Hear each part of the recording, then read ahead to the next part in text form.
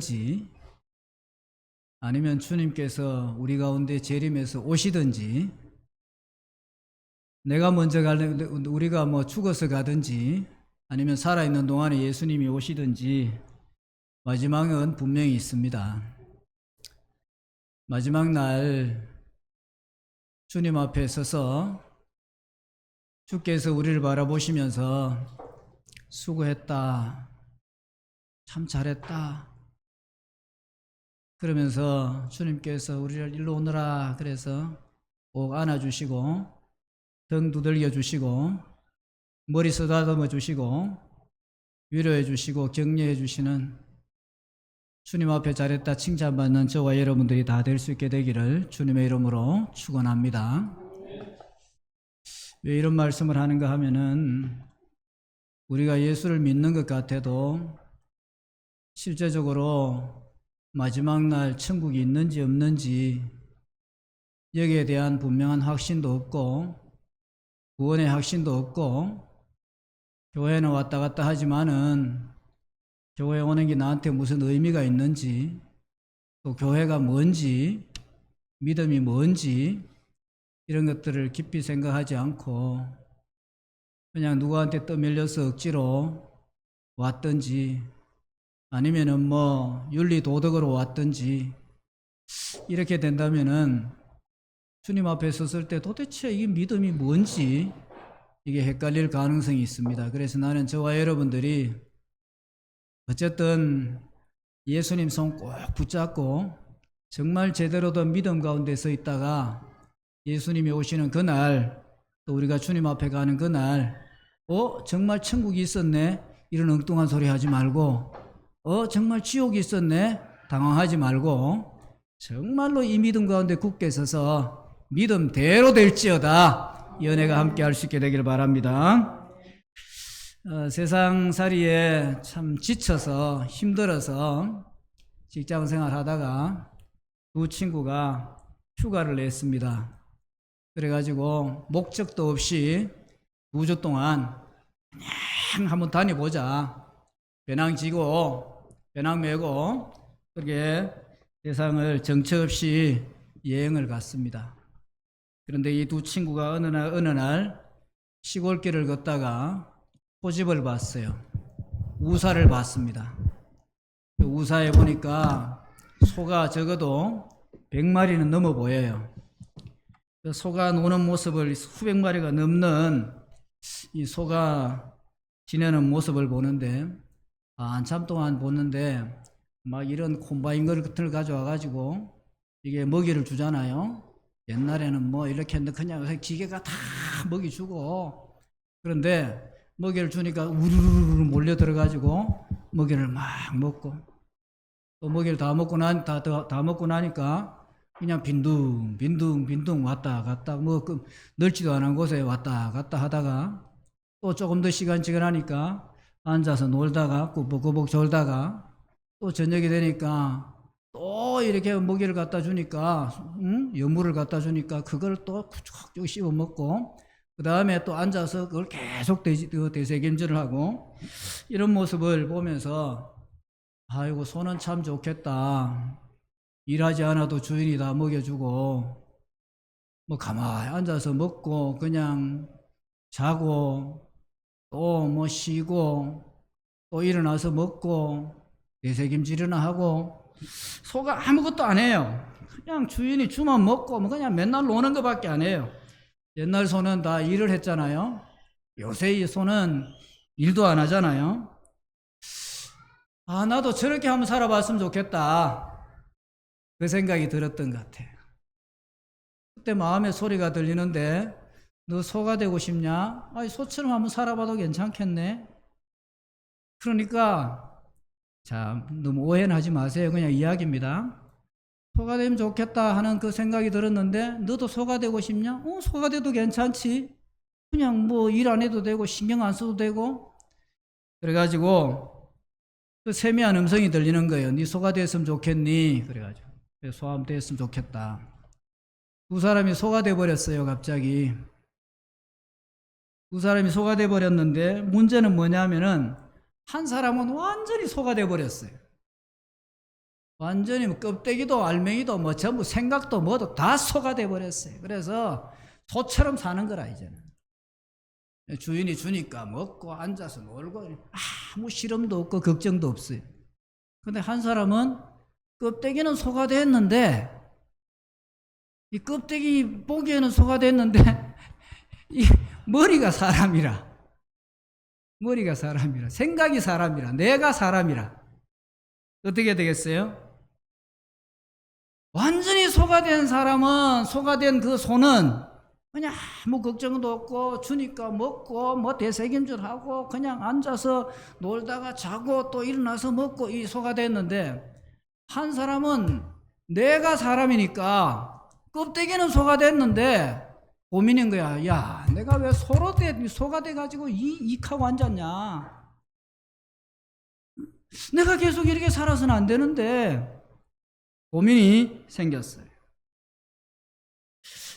여러분은 만약에 이 소가 된 사람들 중에 첫 번째는 완전히 소가 된 사람, 두 번째로는 소는 됐는데 내가 사람인 사람, 여러분 같으면 어떤 사람이 되고 어떤 소가 되고 싶어요?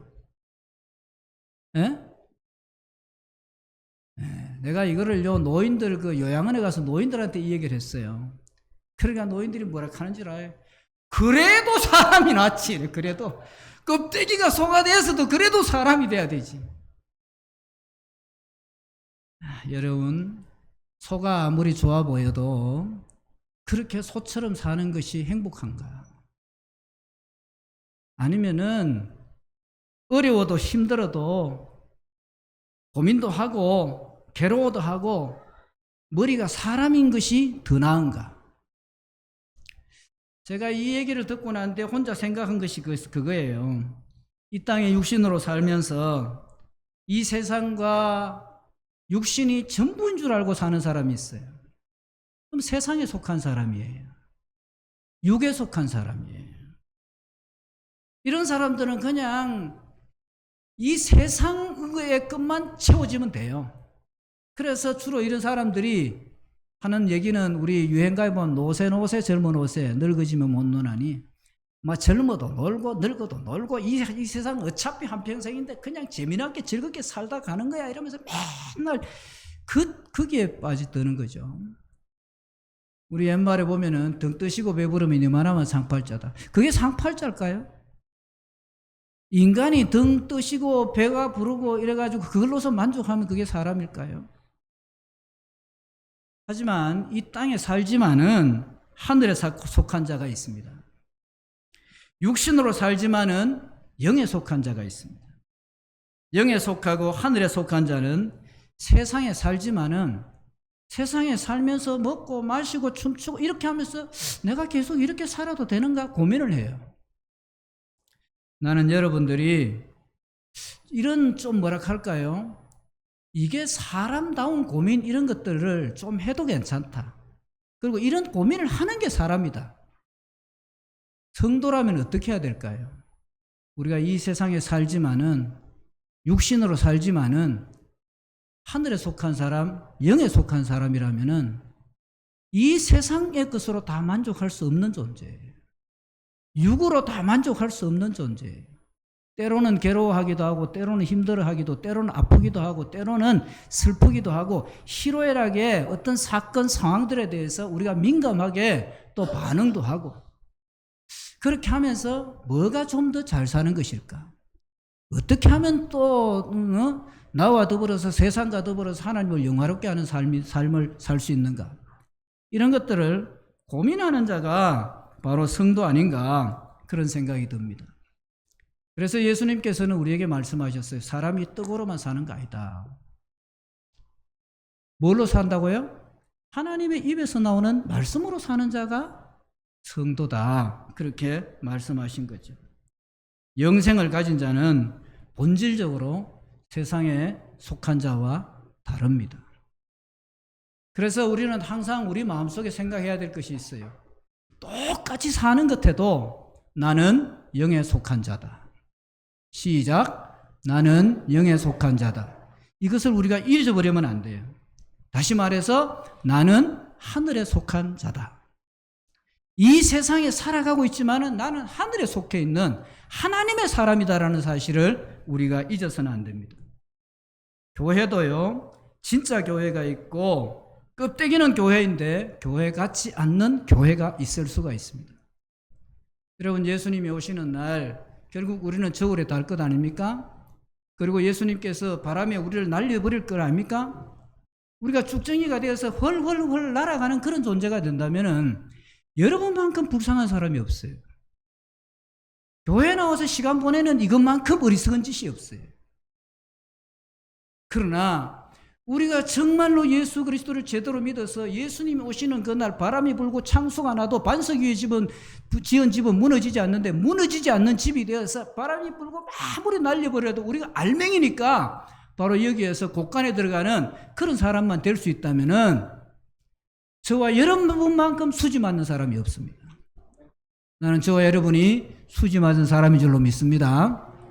금요일날 직분자 수련회 한다고 이 자리에 이렇게 나와서 큰 교회가 다 다 좋은 것 아니잖아요. 사람들이 많이 모인다고 해서 그 중에 있는 사람들 바람이 날려버리면 날라버리게 갈 사람이 수두룩하게 많을 거예요.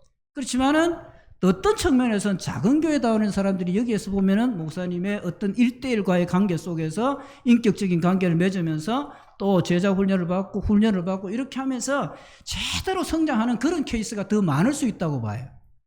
나는 여기 앉아있는 저와 여러분은 예수님 오시는 그날 예수님께서 아무리 바람을 불러 날려버려도 날아가지 않는 알곡들이 다 될 수 있게 되기를 예수님의 이름으로 축복합니다. 우리 학생 아이들부터 시작해가지고 전부 다가 정말 주님 오시는 그날 그거 말고 우리가 무슨 소망이 있습니까? 그죠? 그거 말고 소망이 없어요. 예수님 오시는 그날 예수님 품에 안기는 것, 우리가 마지막 날 내 사모하는 주님, 정말 주님 다시 오시는 그날 주님의 품에 안기는 것, 이거 말고 우리가 소망이 없는데 바로 그 소망을 가지고 믿음 가운데 굳게 서서 이 믿음 지켜나가는 저와 여러분 될 수 있게 되기를 주님의 이름으로 축원합니다. 그런 측면에서 우리 진짜 교회가 돼야 되는 거예요. 여러분, 우리가 여기에서 함께 예배드리지만 주님 오시는 날 우리가 집단적으로 다 구원받는 거 아니라는 사실을 아시죠? 다시 말해서 우리가 다 교회라고 스스로 얘기하지만은 실제적으로는 우리가 다 교회에 딱 붙어 있는 그런 존재라면은 우리는 한 사람 없이 다 천국 가야 돼요. 맞죠? 그런데 예수님 오시는 그날 이게 썩은 가지가 있단 말이야. 죽은 가지가 있단 말이야. 그건 잘라내버릴 수밖에 없어요. 그런 측면에서 우리의 믿음을 분명하게 할 수 있는 그런 사람들이 돼야 됩니다. 그런데 교회에 같지 않다는 말이 있는데, 교회에 같지 않다는 말은 교회에는 반드시 있어야 될 것이 있는데 그것이 우리 가운데 없을 때에 교회 같지 않는 게 돼버려요. 그럼 교회에 반드시 있어야 될 것이 뭐겠습니까? 좀 추상적인 얘기지만은 교회에 반드시 있어야 될 것이 사랑입니다. 사랑. 교회에 사랑이 있어야 된다는 말은 교회를 구성하고 있는 성도가 사랑이 있어야 된다는 거예요. 저와 여러분 안에 사랑이 있어야 돼요. 우리는 사랑이 있습니까? 없습니까? 당연히 사랑이 우리가 교회예요. 우리가 사랑이 있어요? 없어요? 사랑이 없다는 말은 앞으로 절대는 해서는 안 돼요. 왜? 우리는 주님의 사랑을 받은 사람이에요. 세상이 감당할 수 없는 사랑을 받은 사람이에요. 다시 말해서 우리는 예수님으로 말미암아 구원을 받은 사람이에요. 영생을 받은 사람이에요. 오늘 죽어도 천국 가는 사람이에요. 그러면은 세상에 돈으로 계산할 수 없는, 권력으로 계산할 수 없는, 명예로 계산할 수 없는, 도저히 상상할 수 없는 그런 엄청난 하늘 사랑을 우리가 받은 사람을 하늘에 속한 자라고 얘기하거든요. 하늘 사랑, 하나님의 사랑을 우리가 받은 사람이에요. 근데 사랑이 없어요. 없다고 생각하는 것은 착각입니다. 내 속에 감추어 두었든지 없다고 생각하는 착각을 하든지 아니면 있음에도 불구하고 내가 잘 모르든지 그런 거지. 우리는 절대적으로 하나님의 사랑을 우리가 받았기 때문에 받은 사랑은 있는 거예요.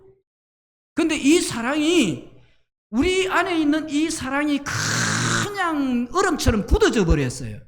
사랑이 있긴 있는데 굳어져 버렸어요. 그러면은 이게 활용이 전혀 안 돼. 그래서 조금씩이라도 녹여서 계속 쓰다 보면은 하나님의 사랑은 없어지지 않고 계속적으로 흘러나오는 줄로 믿습니다. 저는 이것을 개인적으로 경험했어요. 그게 뭐냐 하면은 제가 16년 동안 무료급식을 했습니다. 우리 교회에서 개척을 하면서 첫날부터 시작해서 마치는 그날까지 무료급식할 때 한 달에 100만 원가량 들어갔는데 한 번도 우리 교회에서 뭐 이거 그렇다고 해서 뭐 교회 자체로 해결한 건데 계속 어디론데 흘러오는데 계속 흘려보낼 수 있었어요. 한 번도 뻥문한 적이 없고 한 번도 모자란 적이 없었어요.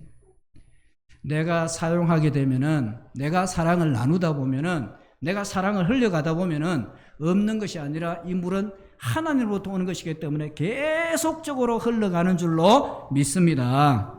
그래서 사랑이면 충분합니다. 제가 뭐 지금 4주째 계속 하고 있는데 똑같은 얘기잖아요. 이 얘기를 우리 마음속에 새겨야 됩니다. 사랑이면 충분합니다. 시작. 사랑이면 충분한 거예요. 예수 믿는 사람이 성도다운 성도는 사랑하는 사람이고 교회다운 교회는 사랑이 충만한 교회입니다. 사랑이면 충분합니다. 그런데 그 사랑이 어디서부터 오느냐? 예수님으로부터, 하나님으로부터 오는 거예요. 주님의 사랑을 내가 믿음으로 받아들이는 게 신앙 고백입니다. 그 사랑이 내 주님으로부터 온 사랑입니다 라는 것을 내가 알고 그것을 입으로 고백하는 것이 신앙 고백입니다. 그래서 신앙 고백은 중요합니다. 신앙 고백은 중요하다. 시작. 나는 이 주원의 교회가 신앙 고백과 사랑으로 충만한 그런 교회다운 교회, 성도다운 성도가 될 수 있게 되기를 다시 한번 주님의 이름으로 축원합니다. 그런데 사람들이 주님께서 우리에게 부어주신 그 사랑이 도대체 뭐냐? 이거를 바울도 얘기했고 예수님도 얘기했는데 그 사랑을 규정을 할 때 개념 규정이 잘 못하는 경우가 이게 무슨 뜻인지 사랑한다 사랑한다 사랑한다 하면서도 진짜 뭐가 사랑인지 내가 지금 사랑한다고 말하는 거 좋아하는 걸 사랑한다고 얘기하는 건지 아니면 진짜 사랑을 사랑이라고 얘기하는 거지 헷갈리는 경우가 굉장히 많아요.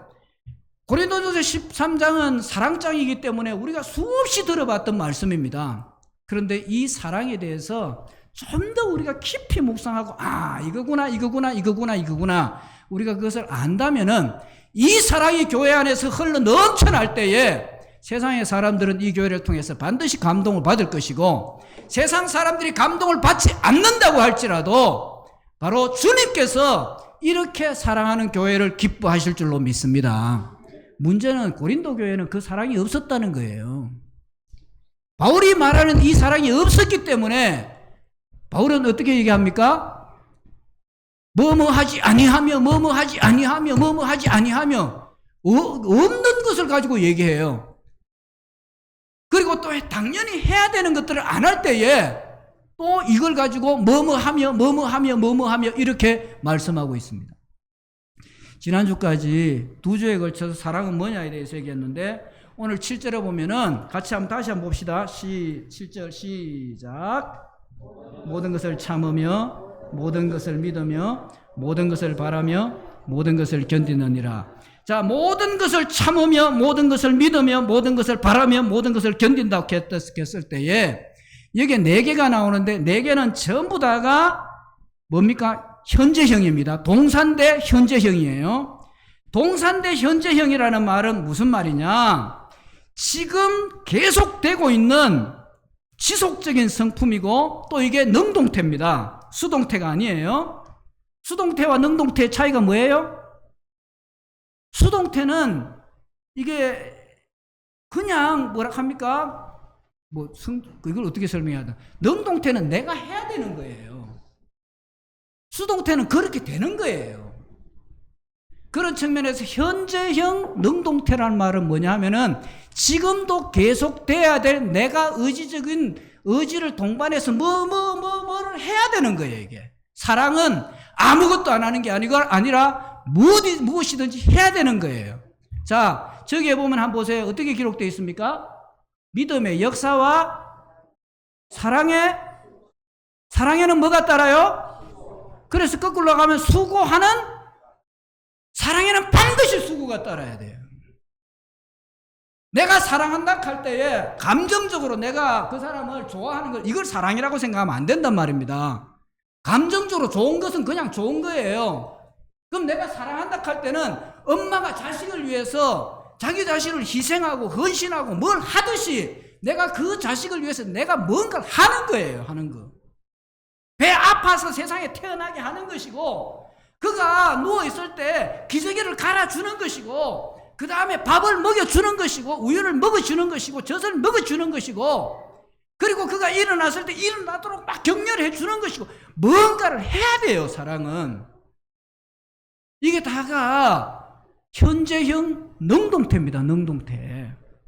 그런데 단순 행위가 아니라 이게 내 성품 깊은 곳에 없으면 이게 좀 힘든 거예요. 우린 다 있어요. 그런데 이게서 헬라 원어로 어떻게 되어 있는가 하면은, 내가 모든 것을 참는다, 모든 것을 믿는다, 모든 것을 바란다, 모든 것을 견딘다 할 때 모든 것은 판타, 이렇게 판타, 스테게이, 판타, 피스투에이, 판타, LPJ, 판타, 히포메네이 이렇게 되어 있거든요. 여기서 판타는 모든 것으로 되어 있지만 실제적으로는 이게 모든 것이라는 게 원어상으로는 모든 것이 아니에요. 어떤 상황 속에서도 무슨 숫자적으로 뭐 이런 건 얘기 안 하고 모든 상황, 모든 환경, 모든 조건, 그런 뜻입니다.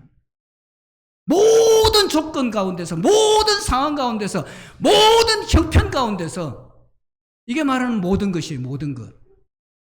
그렇다면은 다시 모든 것을 참으며라고 했을 때 모든 상황 속에서 참는다. 어떤 상황 속에서도 참는다. 이 말이거든요. 근데 이 참는다는 말, 스테케이라는 말은 무슨 말이냐면 덮다란 말. 지붕을 뭐라 그래요? 루프라 그래요. 루프. 덮는 거예요. 덮는 거. 모든 것을 덮는 거예요. 모든 것을 덮는 거.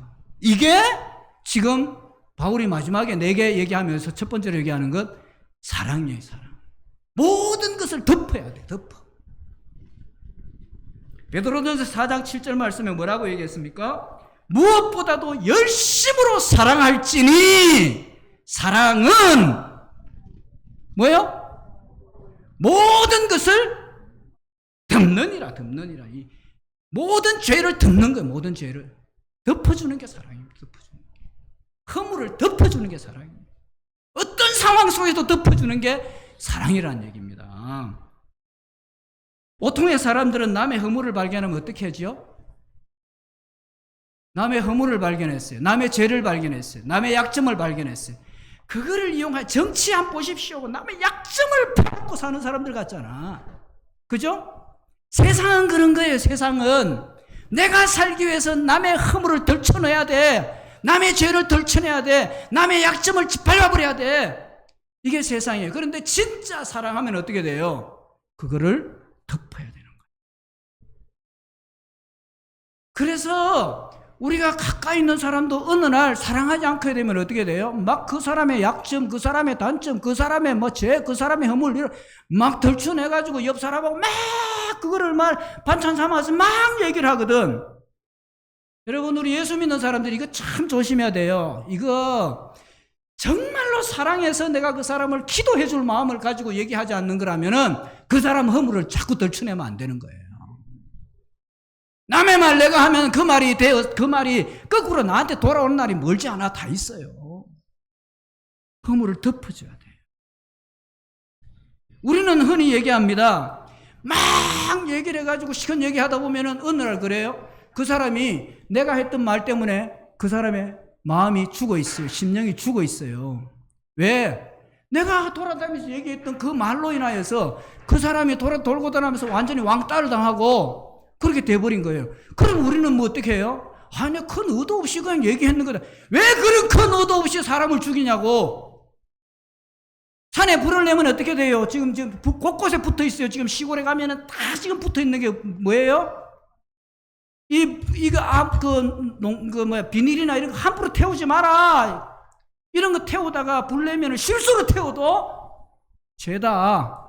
그렇게 되는 거죠. 실수로 태워도 형벌을 받아야 되는 거야, 지금. 왜 사람을 가지고 그렇게 이리 뽑고 저리 뽑고 막 볶아대가지고 이리 얘기하고 저리 얘기하고 이 허물 얘기하고 저 허물 저 얘기하고 다 얘기해가지고 난 아무 생각 없이 그렇게 얘기했어. 여러분 그렇게 아무 생각 없이 한마디 한마디 한 게 그 사람을 죽인다면 우리가 길거리에 지나다니면서 그렇잖아요. 연못을 보고 그냥 도랑에 던졌는데 연못에 있는 개구리는 어떻게 돼요? 그 돌 맞고 죽는 거야. 이런 짓 하지 말라고. 사랑은 허물을 덮어주는 거예요. 사랑은 허물을 얘기하는 게 아니에요. 왜 우리는 이 죄와 허물을 덜추내지 않고 덮어줘야 되느냐? 이렇게 고요히 덮어주는 것은 공동체의 교회의 회복을 위해서 자신이 책임을 지겠다는 그런 마음을 가지는 거예요. 자, 다시 한번 얘기할게요. 왜 바울이 이런 얘기를 하는가 하면은 고린도 교회 편지를 보내는 거잖아요. 고린도 교회는 보면 허물이 있는데 죄가 있는데 내 편 아니면 그걸 자꾸 덜추내가지고 이게 딴 데서 일어났던 일이 아니야. 교회 안에서 일어났던 일이에요. 교회 안에서.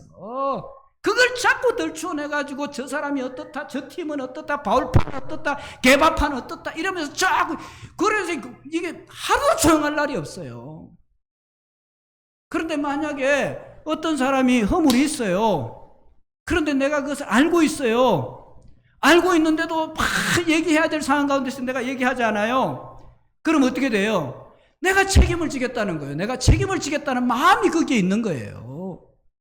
내가 용서해 주겠다는 마음이 거기에 있는 거예요. 내가 저 사람의 고통을 내가 끌어안겠다는 마음이 여기에 있는 거예요. 아무 책임질 마음도 없이 그렇게 하는 것이 아니에요. 책임질 마음을 가지고 그래야지 교회가 교회다워지는 거예요. 여러분, 우리가 흔히 그런 말 하잖아요. 사랑과 자비가 없는 정의는 뭐예요? 폭력이에요. 사랑도 없고 자비도 없는 그런 정의는 폭력에 불과해요. 죽이는 칼이에요. 그런데 거꾸로 얘기하면은 정의는 있는데 사랑과 정의는 있는데 자비가 없어요. 정의가 사랑과 자비는 있는데 정의는 없어요. 이러면 어떻게 돼요? 이건 칼이잖아요. 거꾸로 얘기하면은 정의는 있는데 사랑이 없어요. 그럼 또 어떻게 돼요? 정의는 있어요. 똑같은 말을 했나 내가? 정의가 없는 자비. 이건 또 어떻게 될까요? 그것은 방종과 타락의 길로 사람을 이끕니다. 그래서 정의와 사랑이 똑같이 가야 돼요. 그런데 정의와 사랑이 똑같이 가려면은 내가 그것을 책임지고 끌어안고자 하는 마음이 없으면 안 되는 거예요. 요한복음 8장에 보면 사람들은 간음 중에 잡힌 여자를 예수님 앞에 내동댕이 쳤습니다. 그런데 정의인 율법에 의하면은 변명의 여지가 없는 죽어야 될 그런 죄인이었습니다. 군중들은 손에 손을 들고 저 여자 죽이라고 예수님 앞에 나와서 소리를 질러댑니다.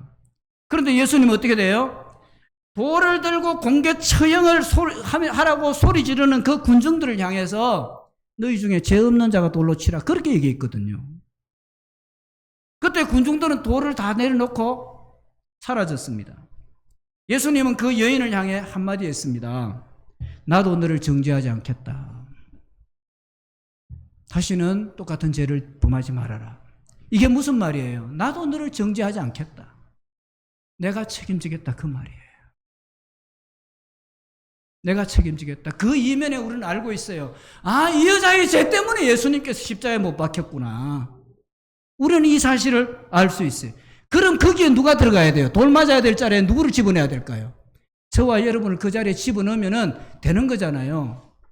나는 그 돌 맞을 짓을 안 했다고 말할 사람 있습니까? 다 그 자리에 서야 돼요. 그럴 때에 예수님께서 뭐라고 말씀하실까요? 나도 너를 정죄하지 않겠다. 그렇게 말씀하지 않을까요?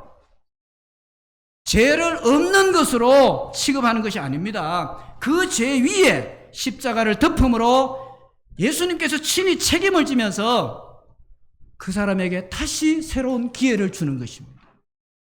나는 우리 교회가 이렇게 될 수 있게 되길 바랍니다. 여러분, 이미 작고하신 한경진 목사님, 대한민국 사람이라면, 성도라면 누구든지 다 알고 있는 분입니다. 하루는 40대인지 50대 때인지 그랬던데 목사님에게 불만이 많았던 장로님 몇 분이 찾아와서 그들이 기록한 종이 한 장을 내놓았습니다. 그 종이에는 목사님의 허물을 십계명을 기록하듯이 10가지를 기록해 놨어요. 목사님은 이런 잘못을 저질렀습니다. 목사님은 이런 잘못을 저질렀습니다. 목사님은 그것을 다 읽고 난 뒤에 뭐라고 얘기했을까요? 맞다는 거예요. 여러분 말이 다 맞습니다. 인정을 하죠. 그런데 목사님이 하는 말이 여러분 사실 나는 여기에 기록된 10가지뿐만 아니라 1만 가지도 더 되는 죄를 지은 여러분이 여기에 기록한 것보다 더 형편없는 그런 사람입니다. 나는 죄덩어리입니다. 그 고백을 했어요. 다만 나의 이러한 죄를 예수님께서 십자가에 못 박혀 돌아가심으로 말미암아 다 용서해 주시고 다 사해 주신 것을 내가 믿어서 거듭나서 오늘 여러분한테 말씀을 전하는 사람이 될 수가 있었습니다. 그런데 여러분은 나는 1만 가지 죄를 지었는데 여러분은 여기에 10가지밖에 기록해 주지 않아서 너무너무 감사합니다. 자, 이 장로님들이 그 다음에 어떻게 했을까요? 1만 가지도 더 되는 죄가 있다고 그러고 10가지밖에 기록 안 하는 걸 감사하다 그러고 그럼 자기 자신을 안 봤을까요? 자기 자신들은 더 형편없는 사람들이라는 것을 왜 모르겠어요? 그 뒤부터 목사님을 향해서 그런 어떤 쪽지를 들고 와서 그렇게 하는 사람이 없었고 그 일로 인해서 장로님들이 다시는 그런 일을 저지르지 않았다는 얘기예요. 목사님을 힘들게 하지 않았다는 얘기입니다. 여러분 노아의 홍수 후에 노아는 포도 농사를 지어가지고 어떻게 했습니까? 포도 농사를 짓고 포도주를 해가지고 거기에 취해가지고 포도주를 먹고 취해 있었잖아요. 그런데 그렇게 했을 때에 술 취해서 벗은 몸으로 드러누워 있었을 때에 그거 잘했다고 누가 얘기하겠어요? 노아가 이건 잘한 짓이 아니에요. 그러나 그럼에도 불구하고 셋과 아벨은 어떻게 했습니까? 셈과 함과 야벳. 셈과 야벳은 어떻게 했습니까? 그 허물을 덮어줬잖아요. 이불을 가져가고 덮어줍니다. 그런데 가나안의 아비 함은 어떻게 했어요? 그것을 들춰내가지고 그거를 형제들한테 막 얘기하고 떠벌리고 돌아다녔어요. 여러분 허물을 감춰준 사람은 어떻게 했습니까? 복을 받아요. 그래 떠벌린 사람은 어떻게 돼요? 떠벌린 사람들은 저주를 받아요. 사랑하는 성도 여러분, 세상에 허물 없는 사람은 한 사람도 없습니다. 그런데 허물이 없는 사람 한 사람도 없는데 내 눈 속에 있는 들보는 보지 못하고 남의 눈 속에 있는 티만 보는 사람이 있어요. 그 남의 눈 속에 있는 허물만 보는 사람이 있습니다. 왜 남의 눈 속에 허물만 보일까요? 그것이 왜 자꾸만 보일까요? 솔직히 말하면 내가 은혜를 받지 못했다는 증거입니다. 딴 거 없어요. 내 마음속에 사랑이 있는 사랑이 완전히 깡깡 얼어붙었다는 증거입니다. 하나님은 우리를 사랑하기에 우리의 모든 허물을 덮어주셨습니다. 만일 하나님이 우리의 허물을 드러내신다면 우리가 어떻게 여기에 이렇게 앉아서 예배를 드릴 수 있습니까? 단 한 사람도 없습니다. 여러분. 인간은 몰라서 그렇지요. 진짜 아직까지도 나는 뭐 그렇게 큰 죄인이 아니야 이렇게 생각하는지 모르겠지만요. 제가 깨닫기로는 지구상에 80억 명이 살고 있는데 그 80억 명 중에 제일 나쁜 인간이 누구냐라고 규정을 딱 한다면은 저는 단호하게 얘기할 수 있습니다. 누굴까요? 접니다. 저. 80억 명 인간 중에 제일 나쁜 인간이 여기 앉아서 지금 말씀을 전하고 있어요. 너는 전할 자격이 없어. 그런 인간이 어떻게 그 자리에 서서 여러분 이 세상에 존재하는 정말 하나님의 은혜를 아는 사람이라면은 여기에 있는 그 어느 누구든지 예수를 진짜로 믿는 사람이라면은 그 어느 누구든지 나와 같은 고백을 하지 않으면 안 되는 거예요. 바울은 뭐 그렇게 잘못했습니까? 그런데 바울이 나는 죄인 중에 괴수라고 얘기했잖아요. 사랑하는 성도 여러분, 하나님은 우리를 사랑하시기 때문에 그런 우리를 용서해 주셨습니다. 허물을 덮어 주셨습니다.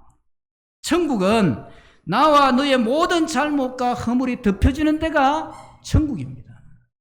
그런데 반대로 지옥은 모든 잘못과 허물이 샅샅이 까발려져서 서로가 서로를 끊임없이 정죄하는 곳이 지옥이다. 그렇게 말할 수도 있습니다. 그렇기 때문에 지옥에 가면은 단 한순간도 평안이 없습니다. 계속 서로가 서로를 이렇게 하는데 어떻게 거기에 평안이 있을 수가 있습니까? 사랑은 허물을 덮어주고 참아주는 것입니다. 두 번째로 오늘 본문에 의해서 두 번째로는 뭐냐면 사랑이 뭐냐? 두 번째로는 뭐라고 얘기했습니까? 모든 것을 믿으며 이렇게 됐습니다. 예, 모든 것을 판타 피스투에이 피스티스카죠. 피스투에이. 예, 피스투에이는 뭐냐 하면은 단순하게 그냥 믿는 것을 가리켜서 얘기하는 것이 아니라 상대를 긍정적으로 바라보면서 그의 선한 가능성을 보는 거예요. 그냥 믿는 것이 아니라 그의 선한 가능성을 보는 거예요. 다시 말하면 사랑은 모든 상황 속에서 그 사람을 최악으로 단정하거나 의심하는 마음으로 대하지 아니하고 그의 가능성을 바라보기 때문에 긍정의 마음으로 그에게 다가가는 겁니다. 물론 이 말이 모든 비리나 불의를 승인하거나 방조한다 그런 뜻은 아닙니다. 똑같은 거예요. 아까 전에 얘기했듯이. 뭐예요? 모든 인간은 다 죄인이에요. 의인은 없나니 한 사람도 없습니다. 하지만 모든 상황, 즉 최악의 그런 죄 가운데 있고 불의함 가운데 있고 더러움 가운데 있고 악함 가운데 있고 그렇게 한다고 할지라도 그런 상황 속에서도 예수 그리스도로 말미암아 예수 그리스도를 믿음으로 말미암아 거듭난 그의 가능성, 하나님께 새롭게 주신 그의 가능성을 보고 그 사람의 최고의 가치와 가능성과 존재감을 믿어주는 거예요. 그렇게 믿기 때문에 그를 낙인하지 않는 것입니다. 믿으면 어떻게 돼요? 그의 가능성을 보면 어떻게 돼요? 너는 안 돼. 너는 틀렸어. 너는 걸렸어. 그런 얘기를 할 수가 없는 거예요. 자, 이거 한번 보세요. 내 부족을 내가 알고 내 부족을 누가 알아요? 이웃이 알고 내 부족을 우리 가족도 다 알아요. 그런데 내 부족함을 보지 아니하고 나의 가능성을 보는 사람이 우리 집안에 누가 있어요? 누굴까요? 엄마. 내가 계속 얘기하자면 엄마예요. 엄마는 내 부족함, 내 연약함, 내 악함, 내 더러움, 내 추함, 내 가증함, 그리고 내가 살아가는 삶의 모습 이런 걸 다 보면서 저거는 내 자식이지만 완전히 걸러먹었어. 저거는 지옥 가야 돼. 세상에 그런 엄마 있습니까? 없습니까? 없어요. 한 사람도 없어요. 엄마는 어떻게 해요? 엄마는 그래도 그 악함에도 불구하고 그 못됨에도 불구하고 그 불효막심함에도 불구하고 그의 가능성을 자꾸 조그만 그거 한 가지라도 보고 싶은 거예요. 그래 보는 거예요. 이 피스투에이는 바로 그 가능성을 보는 것이 사랑이라는 거예요. 이 믿음이 자녀를 돌아오게 합니다. 결국에는 그 믿음이 없으면은 엄마가 나를 기다린다는 생각이 전혀 없다. 그러면 어떻게 될까요? 완전히 낙오해요. 끝나버려요. 그러나 엄마는 날 기다려줄 거야. 그렇기 때문에 어떻게 돼요? 돌아올 수 있는 거예요. 탕자가 왜 돌아올 수 있었을까요? 아버지가 나를 기다릴 것이라는, 아니 최소한 우리 아버지는 나를 어떻게 해요?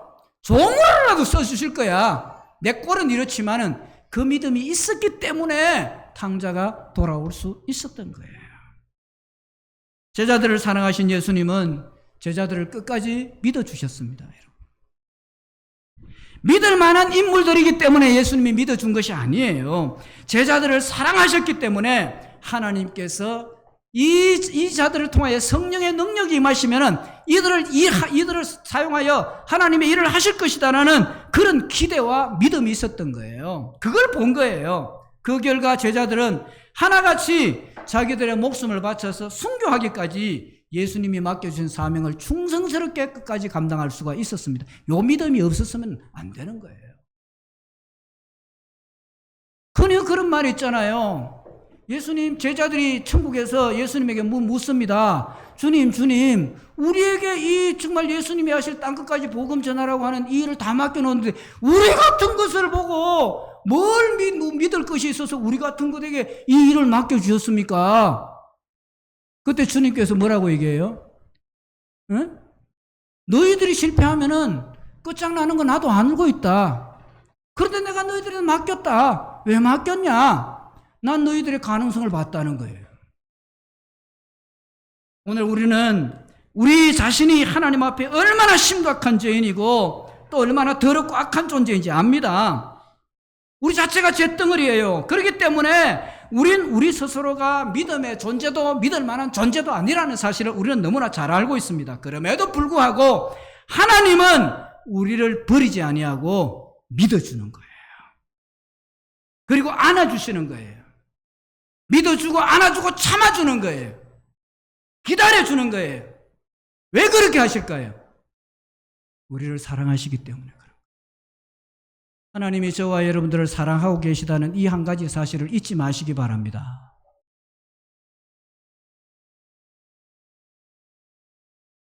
그 하나님의 사랑이 우리를 거듭나게 하고 치유하고 회복하고 새롭게 하고 마침내 승리하게 하십니다. 사랑은 모든 상황 속에서 그 사람의 가능성을 믿어주는 것입니다. 우리 주원의 교회 여러분, 한 사람 한 사람이 바로 주님의 이 사랑을 받아서 이 사랑을 우리가 믿고 받아들임으로 말미암아 이 사랑을 실천하는 주인공들이 다 될 수 있게 되기를 바랍니다. 자, 세 번째로는 사랑은 뭐라고 얘기하고 있습니까?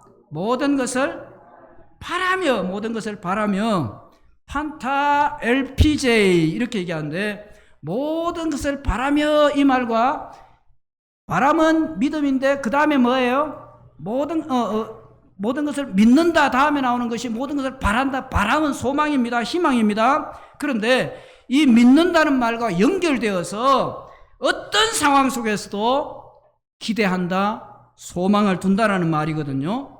그런데 뭘 소망하느냐? 똑같아요. 뭘 소망하겠습니까? 하나님이 나에 대한 소망이 있어요. 하나님이 나에 대한 기대가 있어요. 뭘 기대하겠습니까? 하나님이 사랑은 하나님이 저 사람을 바꾸어 주실 것이라는 그런 기대가 있는 거예요. 하나님이 고쳐주실 것이라는 그런 기대가 있는 거예요. 여러분, 우리가 날고 기더라도 우리는 지금 모르겠어요. 앞으로 얼마나 살는지. 150살 이상 못 살 겁니다. 100살까지는 지금 막 살아가는 시대예요. 그러나 이 세상에 한 번 왔다 한 번 가서는 정한 이치예요. 이 세상에 사는 사람들 중에 아무리 오래 산다고 할지라도 한 번 간단한 이 사실에 대해서는 불면입니다. 예? 그런데 우리가 이 세상에 살다가 모든 사람들이 다 천국 가는 것은 아니거든요. 하나님의 선택된 자들만 천국 가는 거거든요. 믿는 자들만 예수 그리스도를 구주로 영접한 사람들이 가는 곳이 천국이거든요. 물론 예수 그리스도를 믿음으로 말미암아 이 세상에서 우리나 천국을 지금 이미 우리는 누리고 있는 사람들도 있어요. 저와 여러분이 함께 누리고 있는 이 천국에 가서도 영원히 누릴 수 있는 이 천국. 근데 어떻게 해서 이것이 가능했냐고요. 내 능력으로, 내 실력으로, 내 노력으로 공부 많이 해서 돈 많이 벌어서 돈 가지고 우리가 구원을 샀습니까? 그런 거 아니잖아요. 하나님께서 바꾸어 주신 거예요. 나 같은 것도 바꾸어 주셨다면은, 예? 나 같은 더러운, 나 같은 추한, 나 같은 악한 그런 죄인도 하나님께서 바꾸어 주셨다면은 이 세상에 바꾸지 못할 사람이 있을까 없을까요? 한 사람도 없어요. 그러니까 우리는 뭘 믿어요? 하나님이 그 사람을 변화시켜 주실 것을, 하나님이 그 사람을 바꾸어 주실 것을, 하나님이 내 가족 중에 그 어느 누군가를 변화시켜 주실 것을, 그것을 기대하는 것. 그것이 바로 모든 것을 바라며. 사랑은 아무리 상황이 악해진다고 할지라도 하나님의 일하심을 믿으면서 희망을 잃어버리지 않는 것입니다. 그래서 포기하지 않는 거예요. 어떤 사람은 나에게 똑같은 실수와 잘못을 계속 반복을 합니다. 그러면 그 사람이 똑같은 실수를 2번 하고 3번 하고 4번 하고 5번 계속 하게 되면은 그 사람에 대한 뭐가 깨져요? 신뢰가 깨져요. 그렇죠? 인간은요, 믿음의 존재가 아닙니다. 인간은 서로서로를 향해서 신뢰하는 존재 정도예요. 근데 신뢰는 내가 보인 만큼입니다. 맞죠? 내가 신뢰하면 그 사람이 나에게 뭐 약속을 해놓고 2번 깨고 3번 깨고 4번 깨고 계속 약속을 안 지켜보십시오. 신뢰가 형성이 됩니까? 신뢰가 형성이 안 돼요. 불신하게 돼요. 믿지 못하는 존재가 되어버려요. 그런데 똑같은 실수와 잘못을 계속적으로 반복하는데도 불구하고 어떻게 돼요? 그 사람에 대한 마음속에 하나님에게 맡겨주셨을 때에 기대하는 바가 남아있는 거예요. 그게 바로 여기서 바라는 거예요. 바라는 거. 신뢰가 깨지면 무슨 말을 해도 그 사람을 믿으려 하지 않습니다. 그럼에도 불구하고 포기하지 않고 그에 대한 희망과 기대를 끝까지 버리지 않는 것. 그것이 바로 사랑입니다.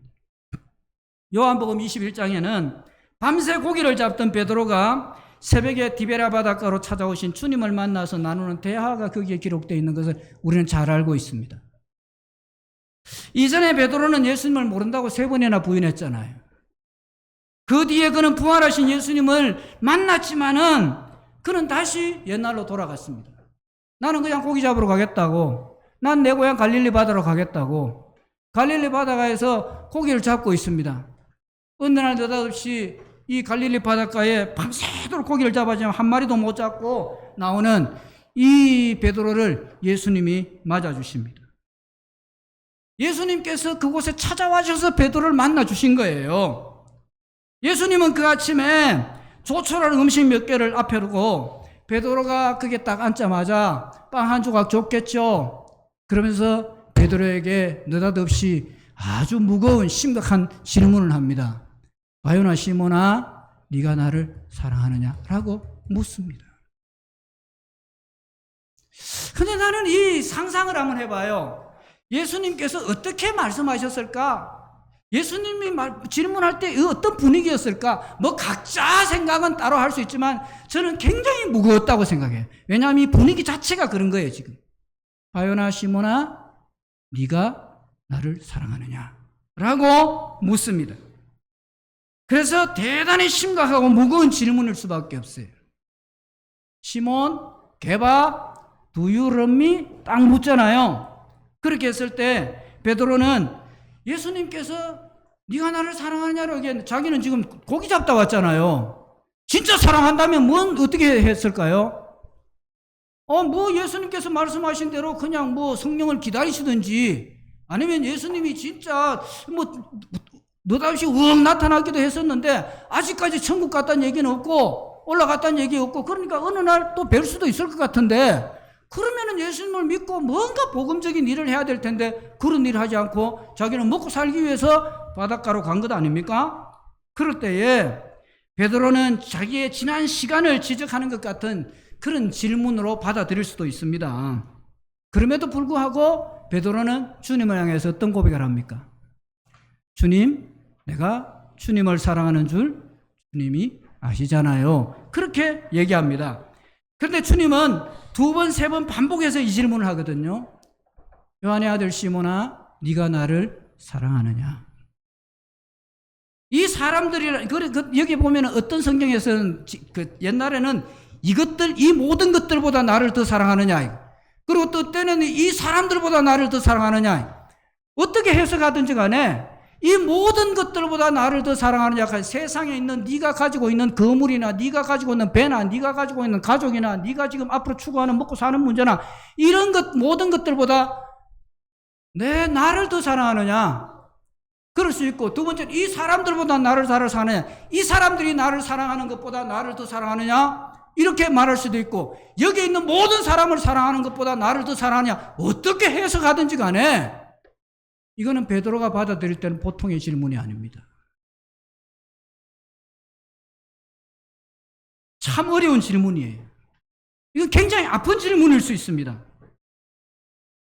한번 생각해 보세요, 여러분. 여기 남자들이 있는데 결혼을 했어요. 어느 날 회사를 딱 갔다 왔는데 남편이 아내가 여보 아들 재워놓고 딸 딱 재워놓고 여보 일로 와봐. 차를 딱 한 잔 딱 가져오더니만 오늘 내가 당신한테 할 말이 좀 있어요.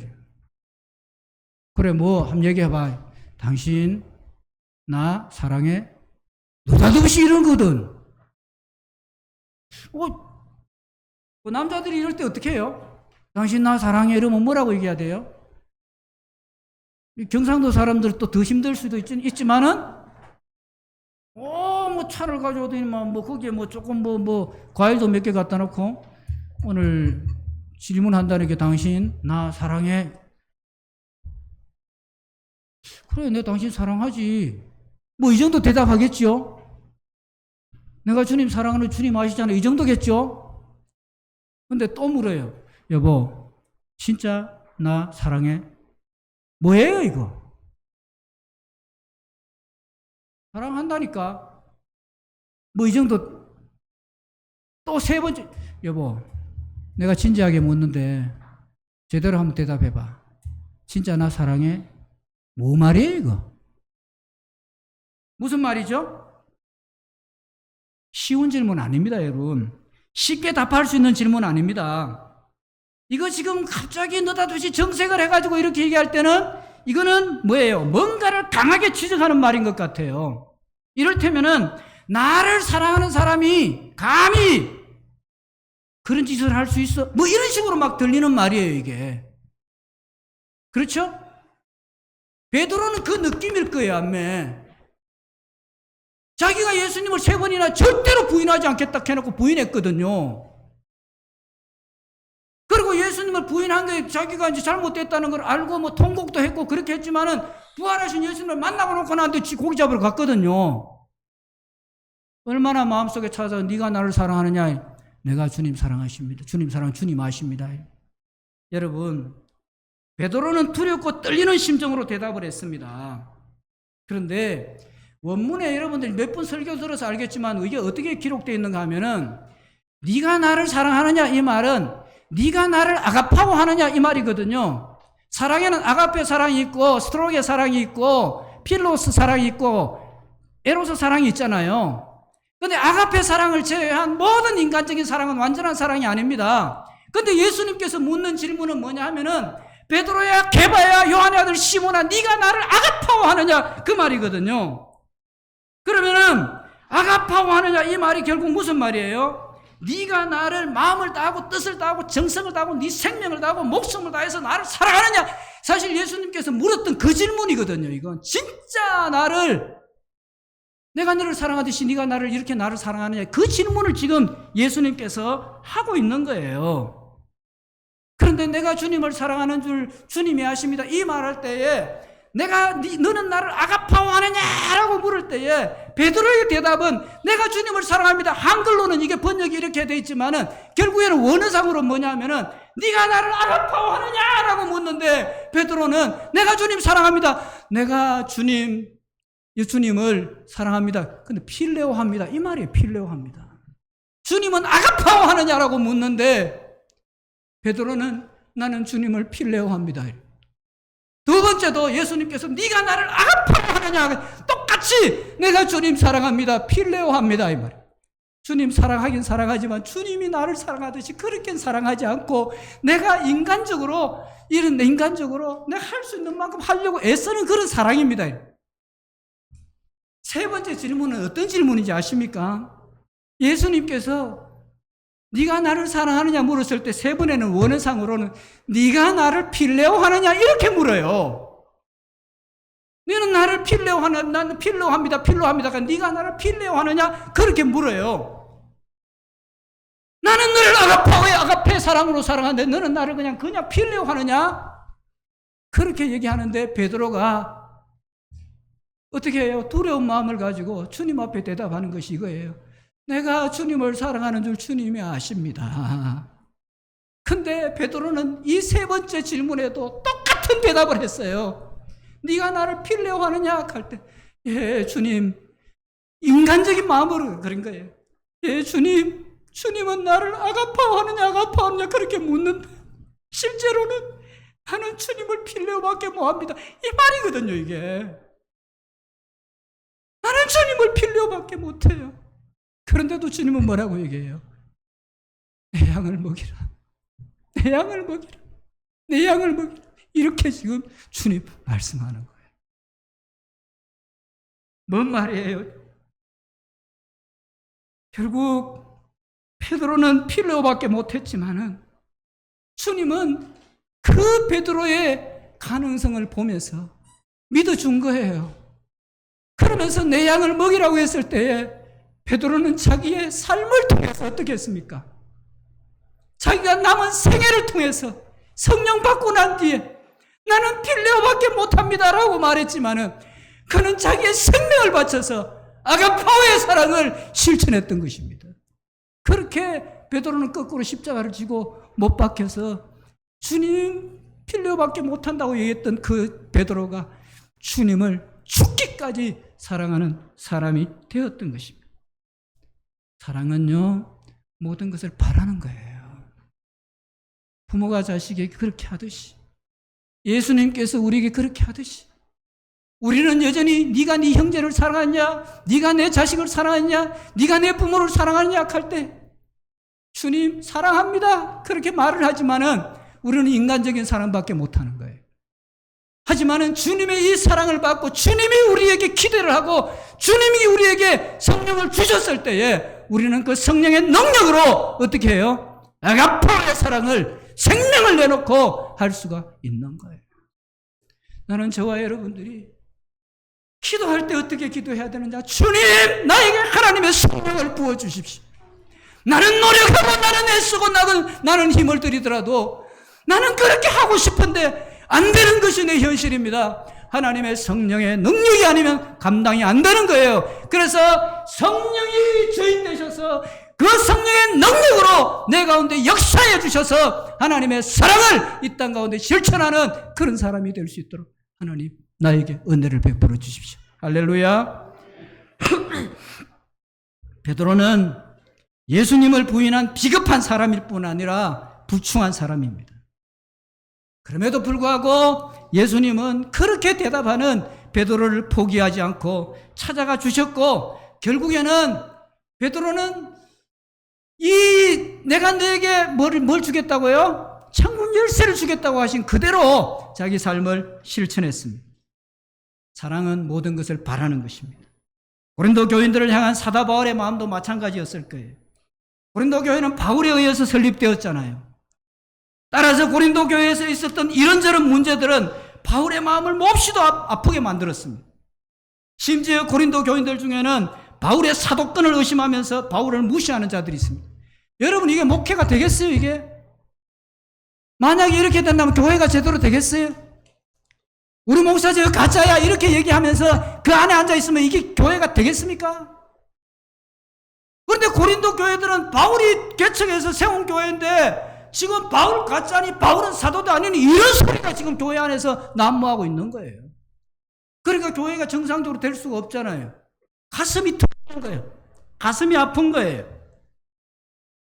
그러니 바울의 마음이 고통스러운 것입니다. 그럼에도 불구하고 바울은 그렇게 말하는 그들이라고 할지라도 잘못된 것을 알고 고쳐야 되겠지만은 그들에 대한 기대를 버리지 않는 거예요.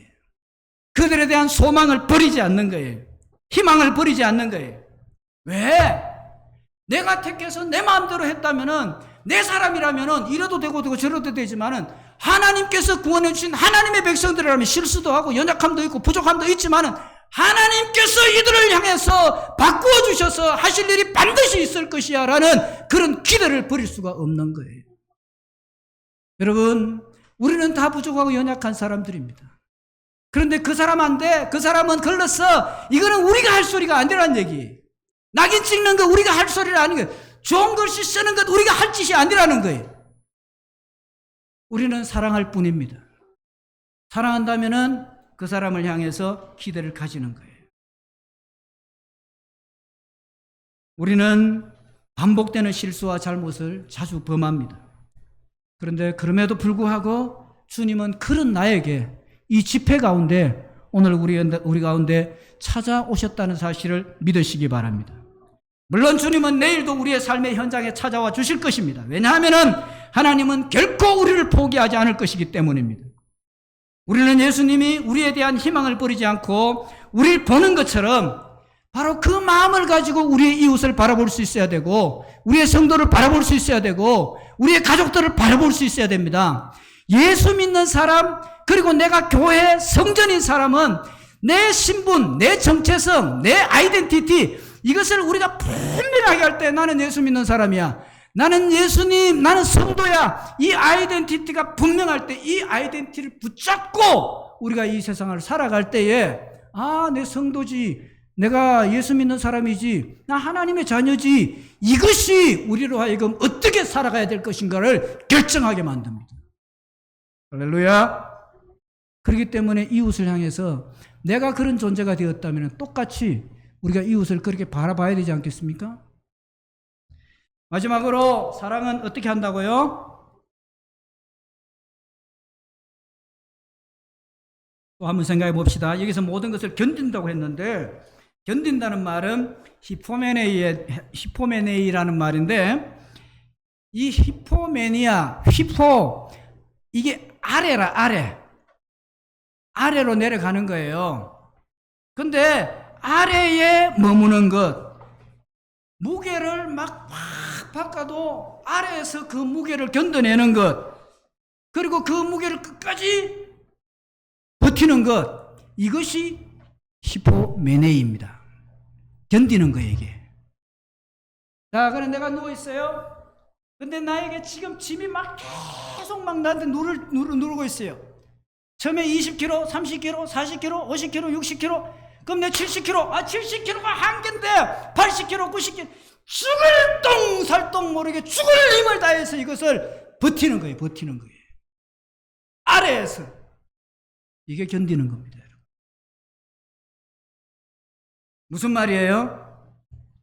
무너질 만한 상황에서도 참고 견디면서 자리를 지키는 것입니다. 우리 주 예수님께서 그렇게 우리가 지은 죄를 다 짊어지시고 그 무거운 십자가 고통을 버티고 견디어내신 것입니다.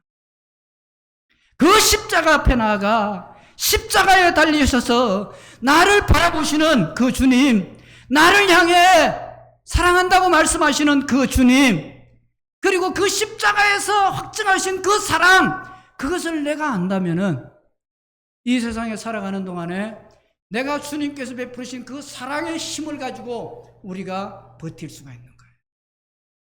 버티는 거예요. 누가 나를 향해서 욕을 하고, 누가 나를 향해서 저주를 하고, 누가 나를 향해서 미워하고 시기하고 모진 소리하고 악한 말을 하고, 우리가 이 사랑이 충분하면은 그것 아무것도 아닌 것처럼 견뎌낼 수 있는데, 내 안에 사랑이 없다고 생각하니까 그 작은 말 한마디조차도 우리가 못 견뎌내는 거예요. 이게 내 힘이 없다고 생각하는 거예요, 우리가. 사노라면은, 살다 보면은 어려움에 처한 자를 그냥 둘 수 없어서 몸과 마음과 물질을 들여서 도와주는 경우가 있습니다. 물론 우리도 그렇게 도움받는 경우도 있습니다. 그런데 내가 누군가를 도와줬다고 생각해 보세요. 나도 없는데, 나도 가난한데, 나도 먹을 것이 없는데, 내 먹을 것 쪼개가지고 그 사람을 도와주고 그 사람이 힘이 되주려고 하고 그 사람을 격려하고 그렇게 했는데, 물에 빠진 사람 건져주니까 뭐 어떻게 해요? 보따리 내놓으라 한단 말이야. 보따리 내놓으라 하고 보따리 안 내놓는다고 소리 지르고 난리 지기고 욕하고, 네가 내 보따리 훔쳐갔다 그러고 모함하고, 살다 보면 그런 일들이 있어요. 내가 베풀어 주신 친절이 욕이 되어서 나한테 돌아와요. 그만 얼마나 억울합니까? 얼마나 속이 상합니까? 그럴 때는 어떻게 해요? 저 인간 저거 그러면서 확 뒤엎어버리고 싶고 그냥 막 그런 마음이 막 감정이 막 생겨날 수가 있죠. 그런데 사랑은 그렇게 오해를 받고 박해를 받고 비난이나 조롱을 받아도, 그래서 상대에 대한 나의 신뢰와 기대가 완전히 땅에 떨어진다 할지라도 그렇게 너 때문에 내가 받은 그 엄청난 상처와 무게를 고스란히 감당하면서 그래도 그 상대를 포기하지 않고 참고 견뎌주는 것, 그것을 지금 오늘 원어상으로 사랑이라고 얘기하고 있어요. 이게 쉬운 게 아니에요. 이게 인간이 할 짓이 아니라는 생각이 들어요. 이게 보통 사람들이 할 수 있는 게 아니에요. 그런데 이걸 누가 했느냐? 성령 받은 사람들이 그것을 했거든요. 진짜 예수 믿는 사람들이 그것을 했거든요. 누구한테 배웠어요? 예수님한테 배워서 그걸 한 거예요. 예수님한테. 예수님의 그 사랑을 받아서 본받아서 스데반이 그렇게 했잖아요. 예수님의 그 사랑을 본받아서 베드로가 그렇게 했잖아요. 예수님의 그 사랑을 본받아서 요한이 그 길을 걸어갔잖아요. 예수님의 그 사랑을 본받아서 사도 바울이 그렇게 살았던 거예요. 못 참겠어요. 너무 억울해요. 너무 속상해요. 근데 예수님 얼마나 많이 억울했겠습니까? 얼마나 속이 상했겠습니까? 그런데 그 죄인들의 지고 있는 모든 짐을 자기가 대신 다 받아가지고 대신 억울하고 이런 거 다 견디낸 거예요. 스데반이 공의 앞에 갇혔지요. 공의 앞에 섰지요. 그는 입을 열어서 담대하게 복음을 전했습니다. 스데반은 다만 몇 사람이라도 그가 전하는 복음을 듣고서 주 예수 그리스도께 돌아와 주기를 바라는 믿음과 기대가 있었습니다. 그렇잖아요. 그가 성령 충만해서 7명의 집사로 선택될 때 그때까지만 해도 막 성령과 믿음이 충만해. 근데 그는 성령과 믿음 재정보라고 얘기했던 사람이 그냥 막 전도하는 일에 더 막 이래 미쳐가지고 그냥 복음을 전하고 돌아다니는데 사람들은 그 스데반을 시기해요. 유대 지도자들은 그 스데반을 그렇게 하는 것을 시기해요. 죽이고 싶은 거예요. 그런데 그 중에 한 사람이라도 예수 믿고 천국 가기를 바라는 마음으로 그냥 율법을 그냥 복음으로 해석해서 풀어놓는 거죠. 스데반에겐 그 기대가 있어요.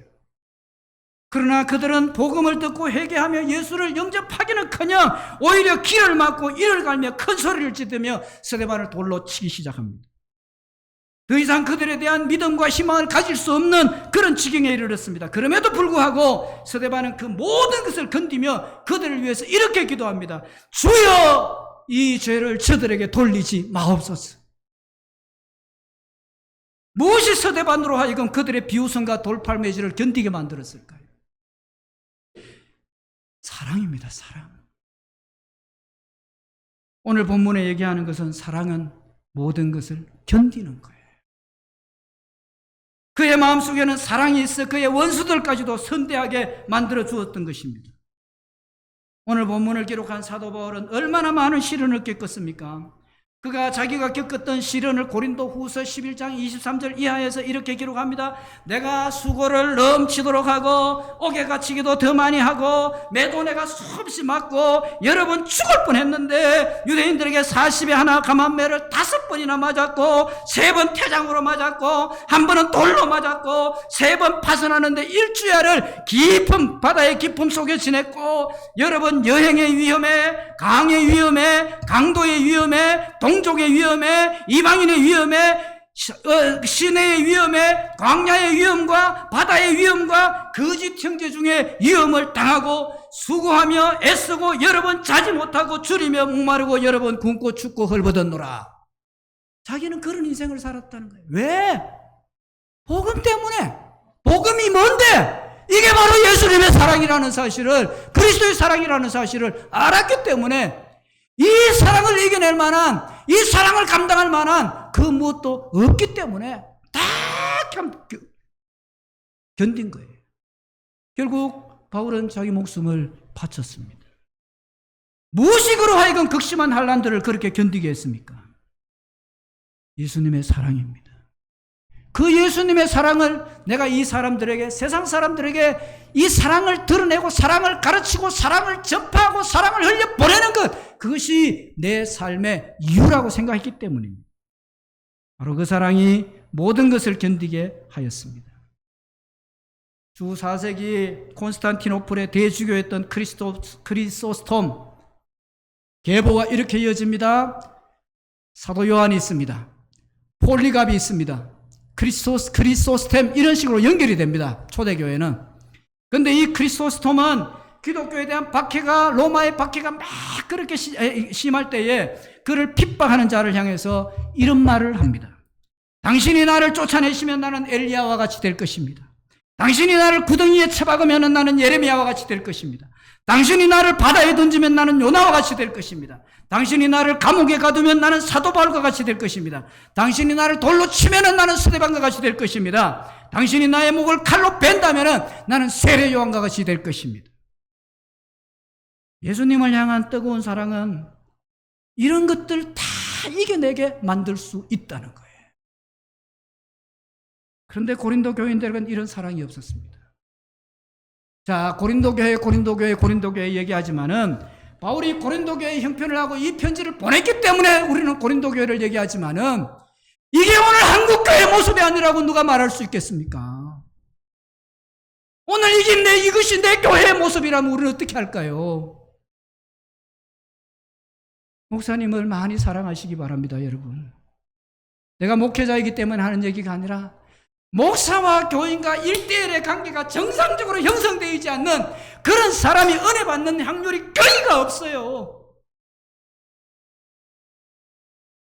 목사와 교인이 인격적인 관계가 되어 있을 때에 강단에서 선포되는 말씀이 진짜 생명의 말씀, 은혜의 말씀, 능력의 말씀으로 자리 잡는 거예요. 그런 측면에서 목회자를 여기서 말하는 사랑 그렇게 우리가 사랑해야 됩니다.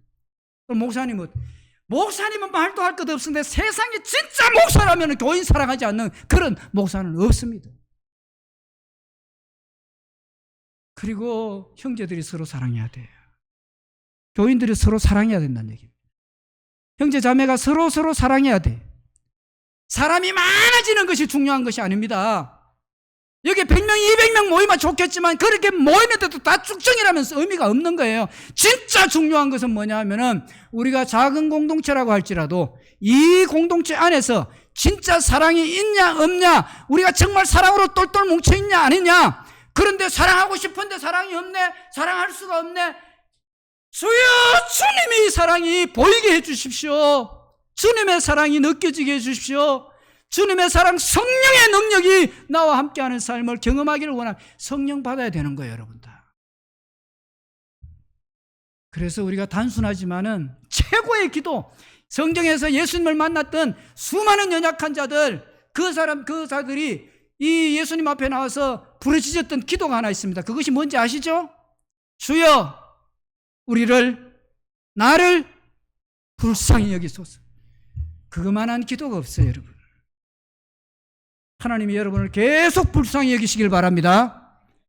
그리고 여러분들은 주님 앞에 계속 주여 나를 불쌍히 여기소서, 이 기도를 하나님 앞에 올려드릴 수 있게 되기를 바랍니다. 사랑이 없으면 형제의 허물을 눈감아 줄 수가 없습니다, 여러분. 형제의 죄를 덮어줄 수가 없습니다. 견딜 수가 없습니다. 참을 수가 없습니다. 바랄 수가 없습니다. 사랑이 없으면 할 수가 없어요. 나는 우리 주원의 교회가 이 사랑으로 무장되고 이 사랑으로 충만해서 이 사랑으로 새롭게 되는 교회가 될 수 있게 되기를 주님의 이름으로 축원합니다. 사랑은 모든 것을, 여기서 모든 것이란 뭐라고요? 어떤 상황 속에서도, 뭐 좋을 때만, 내 형편이 될 때만 그런 게 아니라 어떤 상황 속에서도, 모든 상황 속에서도 바라고 믿고 참고 견디는 것입니다. 모든 상황 속에서. 근데 이 사랑은 어디에서부터만 오는 거라고요? 예수님으로부터만 오는 겁니다. 하나님으로부터만 오는 것입니다. 세상에는 이런 사랑이 없습니다. 계산하고요, 따지고요, 분석하고요, 네가 나한테 한 개 줬으면 내가 한 개 나한테 주는 기고, 내가 나한테 아무 대가 없는 거에 자기를 던지지 않습니다. 그런데 주님은 아무 대가 없이 이 일을 감당하셨거든요. 그렇기 때문에 우리는 어떻게 해야 된다고요? 주님의 이 사랑을 우리가 받았을 때에 이 사랑이 내 속에서 흘러 넘쳐나가야 되는 것입니다. 이게 진짜 교회의 모습이에요. 오늘까지 4번에 걸친 직분자 수련회의 결론이자 핵심 메시지 다시 한번 마음에 새길 수 있게 되기를 바랍니다. 따라합니다. 신앙 고백은 중요합니다. 신앙 고백은 중요합니다. 사랑이면 충분합니다. 날 사랑하신 주님, 그 주님만 바라보면서 예수님 오시는 그날까지 이 길을 쭉 믿음으로 달려가는 저와 여러분 될 수 있게 되기를 주님의 이름으로 축원합니다. 우리 찬양하십시다.